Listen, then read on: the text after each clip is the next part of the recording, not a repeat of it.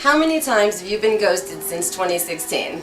Conversely, how many people have you ignored or ghosted, purposely or otherwise, in the last couple of years yourself? Our ability to communicate our needs, our wants, and our boundaries was in shambles before, but now the bottom has undeniably dropped out.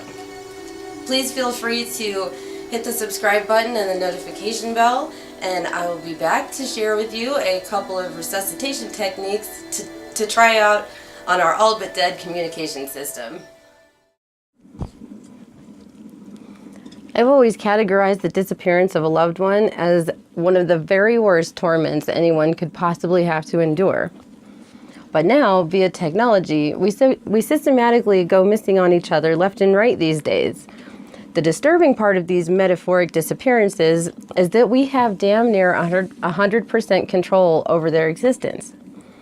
Avoidance has weaseled its way into our society and has effectively become an accepted social norm. And I'm not referring to casual dating here. I'm talking about close friends, partners, family members who have become so distressed about one thing or another that just thinking about communication is enough to paralyze the relationship. They mistakenly see avoidance as less painful than confrontation, which really just creates anxiety, mistrust, misunderstanding, lower self-esteem, blame, etc. You can see where I'm going with this. Please feel free. Go ahead and add your 2 cents in the comment section below.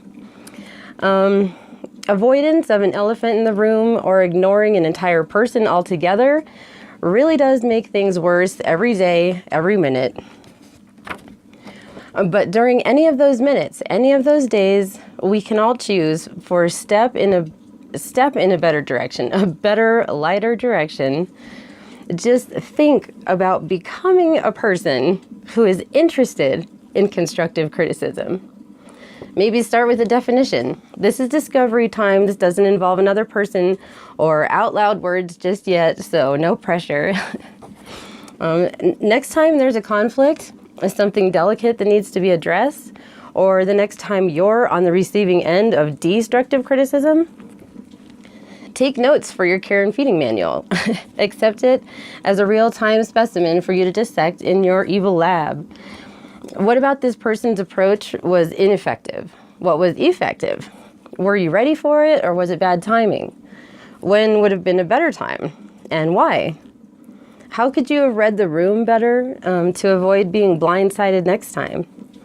Ask more questions, accept more answers, and offer more info to cut tension and allow open-ended invitations. When you feel strongly that you need to tell someone something that might sting, and practice different approaches privately, mentally. Poke around your intentions and alert the person with something like, hey, I've noticed something that might be helpful to you in the long run. It might sting though, so if you want to hear it, let me know when you're up for it. And if you're not interested, if you just like to hold your own counsel, then forget about it and no hard feelings. Likewise, if you have the feeling someone needs to say something to you, cut the tension with something like, I've got a few minutes, I'm ready to hear you out if you have something you need to get off your chest. Or if you're really not feeling up to it, say something like, if there's an issue, we need to talk about it. I'll get in touch with you as soon as I am calm and receptive. And then do that. Follow up. Keep your word. Keep your end of the bargain. Your self-confidence will appreciate the challenge. Even if all we can muster sometimes is a heart emoji, that's something. I know it sounds elementary, and that's because it is. Somewhere along the line, we wandered off and stopped practicing the basics. I think it would really cut down on anxiety and work wonders for our relationships if we started our communication again. I don't know, we'd have to try it and see. So I have mentioned my care and feeding manual. I'll leave a link for that down in the description box. Thank you for watching. I hope you enjoyed the video.